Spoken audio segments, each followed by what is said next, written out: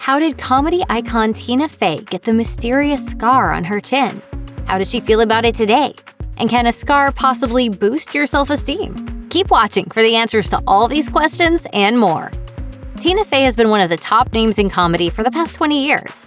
She made a name for herself as head writer on Saturday Night Live before showing off her comedy chops performing on the show. She later co-hosted the show's spoof news segment, Weekend Update, first with Jimmy Fallon, then with Amy Poehler. Following her stellar career on the NBC late-night comedy staple, Fey went on to win critical acclaim through her sitcom 30 Rock, based loosely on aspects of her old SNL job. Suck it, monkeys! I'm going corporate! These days, Fey is still writing, making movies, and leaving her mark on the comedy world. Born Elizabeth Stamatina Fey, the Pennsylvania native has always considered herself a nerd. She studied drama at the University of Virginia and moved to Chicago after graduating. Fey then joined the Second City, a well-known comedy training center. There she perfected her comedic skills and was eventually scouted by SNL. By 1999, Fey had become the first female head writer in SNL history. Soon after, she joined the show's on-screen cast. Fey left SNL in 2006 to work on 30 Rock.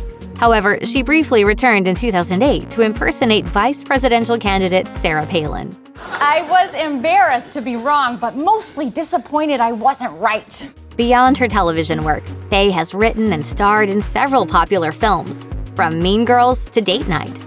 In 2011, she published her autobiography, Bossy Pants, in which she tells the story behind her notable facial scar. For much of her life, Fey has had a scar on the left side of her face. And though she steadfastly refused to discuss it at first, with anyone, for any reason, she did finally open up about the injury in 2009, and later in Bossy Pants. As it turns out, the comedian was a victim of a random act of violence as a small child, and she still bears the literal scar. When she was just 5 years old, she was playing in the alley behind her Upper Darby, Pennsylvania home, when a random stranger attacked her and sliced her face. At the time, she didn't think much of it, as her husband, Jeff Richmond, later explained. He noted, "She just thought somebody marked her with a pen." Of course, it was far worse. Fey's parents got their daughter into therapy, but Fey, who described herself as a very confident little kid, failed to go crazy, as she claimed her therapist thought might happen. In fact, Fey forgot about the injury until she started appearing on camera. Fey wrote in Bossy Pants that her assailant has never been found or arrested. More than 4 decades after the incident took place, police have no suspects. As for Fey, the only way in which the scar seems to affect her is in her preference for the camera to photograph her from her right side. Apparently, Fey never brought up her scar or the traumatic story behind it, simply because she did not want to publicize the incident. However, she did write in Bossy Pants that the scar made her a minor celebrity in her hometown of Upper Darby. Fey says that the neighborhood kids knew who she was because of it, and that adults treated her kindly.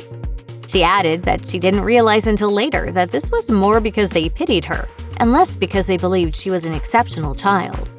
Nonetheless, Fey feels like the scar boosted her self-esteem instead of deflating it. Jeff Richmond has added to this sentiment and praised his wife. He told Vanity Fair, "I think it really informs the way she thinks about her life. When you have that kind of thing happen to you, that makes you scared of certain things. Your comedy comes out in a different kind of way, and it also makes you feel for people." In Bossy Pants, Fey also mentioned how people constantly bring up the scar. Now, though, she doesn't mind telling the story behind it, except when they tell her that it's beautiful, that is, or ask if it's from a cat scratch.